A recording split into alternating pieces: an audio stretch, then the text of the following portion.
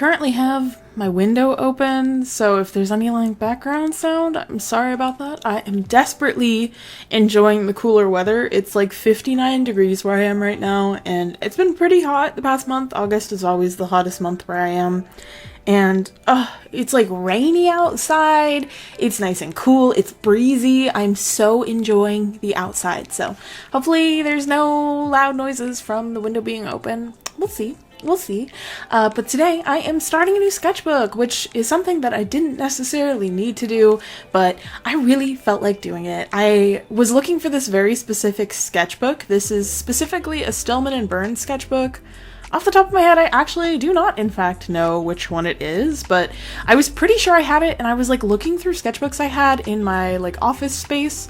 Couldn't find it for the life of me. Kept finding other sketchbooks and being like, yeah, actually, like, I'll just start these sketchbooks.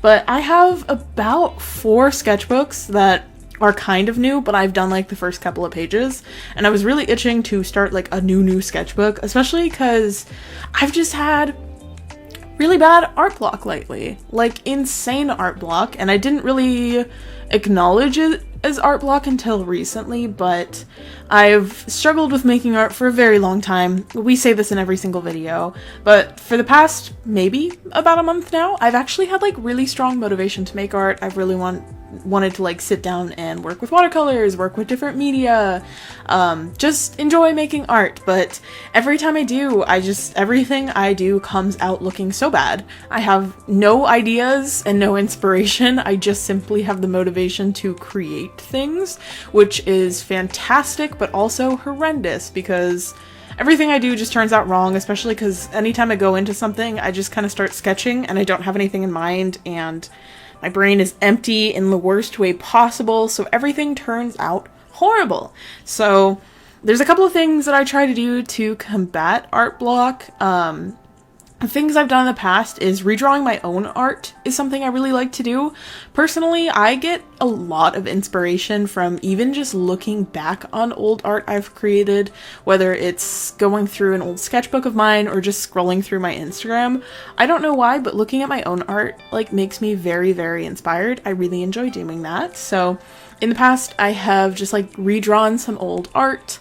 Didn't really feel like doing that this time, and I've been making sure to like save anything that I see on my Instagram feed or the explore page that inspires me into a little like saved collection of art inspiration. But I've been really enjoying people who just do simple like fruit pieces and cute little illustrations that aren't character based, because I guess I've also felt really burnt out with like character based illustrations. So I just wanted to do something different, and in doing so, I decided to go on Pinterest and save a bunch of references the night before I wanted to record a video of starting a new sketchbook. And for the actual day I was drawing, I just went through that, and anytime I saw something that I wanted to draw in the moment, I went ahead and I did it. And most of it ended up being fruit drawings. The very last thing I drew was a flower, but it was a lot of fun, and especially drawing from reference is such a nice thing to do when you're struggling to come up with like concepts and stuff from art, because it's very easy to get frustrated when you just keep trying to draw and nothing's working out, and I feel like it almost like spirals from there. Like once you start having a difficult time drawing and you keep pushing yourself to draw, a lot of the times it just gets worse and worse, and then you feel worse and worse because it feels like you're a really bad artist and you don't know how to draw, and everything you do turns out kind of like shit. So it's very nice to go off of references and just kind of mindlessly draw what you see. So that's what I did for this, and it's something that I really don't do often, especially things that aren't character-centered. So as a whole, it was just nice to sit down and draw something that was kind of out of the realm of what I normally create, and on top of that, it was nice to just go off of a reference, because I didn't have to think about what I wanted to do, I just had to go off of an image. I also brought out my Copic markers, which I haven't used in so long. So long. I have been very lucky, and I'm very grateful for all the opportunities I've had to work with different companies who have sent me markers and other art supplies. I really like the Arteza alcohol markers, and I really like the ArtX alcohol markers. Those are ones I've been sent that I absolutely adore, and normally that's what I end up reaching for just because I have them, I know they're new, and they're nice and juicy, and I don't feel bad about using them at all. I think I've gotten out of my feeling bad about using certain art supplies stage of my life, I guess, where it's like you get something that's really nice, whether it be like, for example, professional gouache paints or really nice alcohol markers, just like an expensive art supply. And you almost feel guilty for using it because it feels like if you're not using the nice art supply that might have been expensive, or it's just really nice quality, whatever it may be, it almost feels like a waste to use it on something that isn't what you would consider to be your best work, which also puts a ton of pressure on making your quote-unquote best work. It's a bloodbath. I did that with my Engram gouache paints for a while. I was kind of like hesitant to use them. And then I just got to the point where it was like, well, like, I'm an adult, I have money, I'll just use them, and if I go through them, I'll just buy more. Like, it's really not that big of a deal. I bought them so I could use them, so them sitting around collecting dust really doesn't do any good. And I definitely had that mindset with Copics for a long time, especially with how expensive they are. I have like a really good selection of Copic markers that I started collecting for a while just with my own money, and I absolutely adore them. I think they're wonderful, but it's been so long since I used them, and honestly, like, I love my Copics. I think they have, more than anything, a lot of sentimental attachment for me personally, just because it was at like a turning point in me enjoying art where I guess I became like more serious about it, and having Copics made me feel very special and fancy, and I learned like a medium I really liked, because back when I got into Copics, there were definitely like different brands available of alcohol markers, but really they weren't like super popular yet, because I was still getting all my art supplies at craft stores, so it was really just like Michael's, and pretty much the only alternatives were Prismacolors, which were like the biggest competitor at the time in my little realm of art supplies, and then there were a bunch of like off brands that were not great. There were like the Artist's Loft ones. I'm pretty sure Walmart has their own, or like had their own alcohol markers. They weren't good though.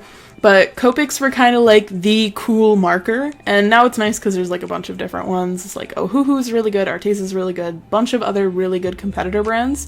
But at the time, Copics were kind of it, so I was very excited when I built up a collection of Copic markers, but I just kind of stopped using them after a while, especially once I discovered watercolor, which has become my like biggest baby. I absolutely cherish that medium so much.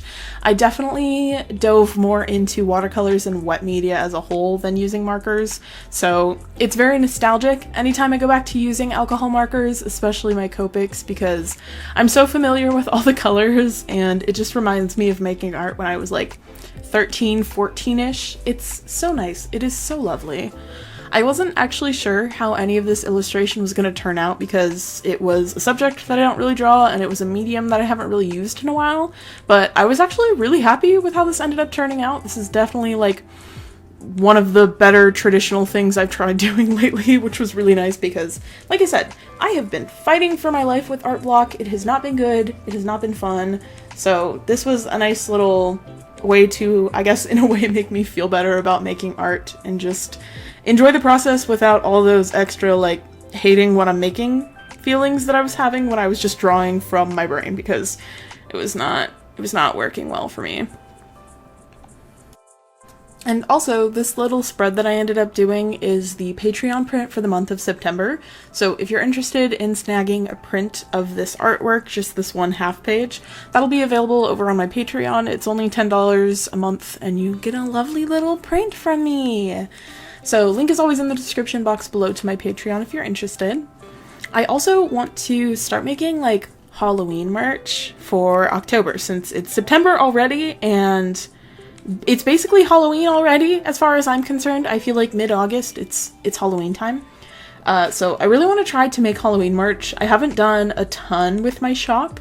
As of right now, it is actually temporarily closed, just because I didn't want to have to worry about getting like orders here and there, and just like, I don't know. I just wanted to like temporarily close my shop, so I know that when I reopen it, I've already gone ahead and marked a bunch of products that I previously had listed on there as like clearance prices, so most of them are like 50+% off, just because there's a lot of like older designs and stuff that I'm not necessarily super happy with that's available on my shop, just because some of the things that are on there are, I think, like 2 years old now, so it's not stuff that I intend on making more of in the future, like some sticker designs and some print designs. Oh my gosh, Fiora.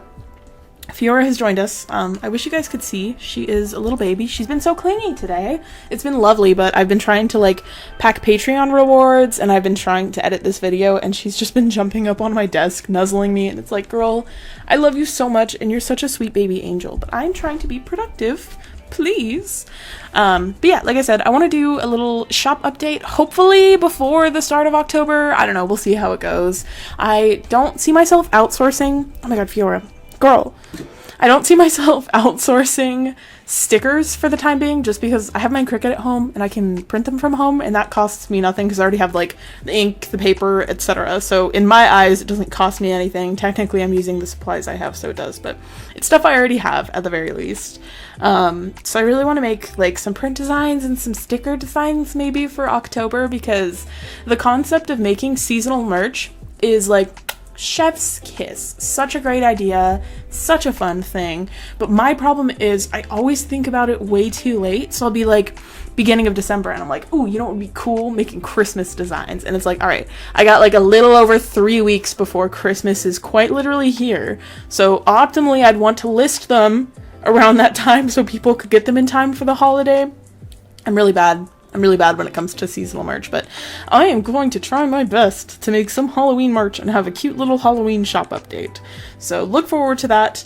I have not been posting to YouTube regularly, so if you hear about it, it'll either be on my Instagram or I'll post on my community page here on YouTube, which I don't know how many people see that in comparison to like videos, but it is better than nothing. But if you're interested, you can follow me on Instagram. I've been trying to be more active on social media as a whole, just because I've been so quiet on everything for a while now, and I'm finally like getting my footing and posting again, so yippee!